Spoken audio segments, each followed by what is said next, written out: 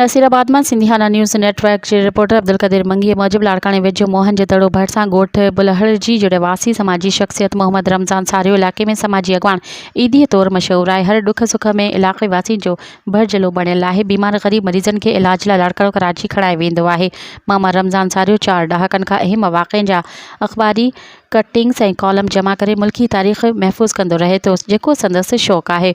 मोहम्मद रमज़ान सारियो जो चवणु आहे त 40 खां 50 सालनि खां वठी अख़बारी कटिंग्स कंदो रहा तो। हिन वक़्तु तक़रीबन 800 फाइलूं मौजूद हैं, जिनमें शहीद ज़ुल्फ़िकार अली भुट्टो, शहीद बेनज़ीर भुट्टो, शहीद बशीर ख़ान कुरैशी समेत मुख़्तलिफ़ सियासी समाजी अगवाननि जा बयान वाक़िआ शामिल हैं। मोहम्मद रमज़ान सारियो पंहिंजे घर में कपिड़े जा अडाणा लगाए पाड़े जी नियाणियुनि खे घर वेठे हुनरी सिख्या रोज़गार जा मौक़ा फ़राहम कया आहिनि। मोहम्मद रमज़ान सारियो जो चवणु आहे त हू ॻोठ जी ग़रीब नियाणियुनि खे मुफ़्त में सिख्या ॾेई रहियो आहे, जीअं हू कुझु कमाए घर जो चरखो हलाए सघनि।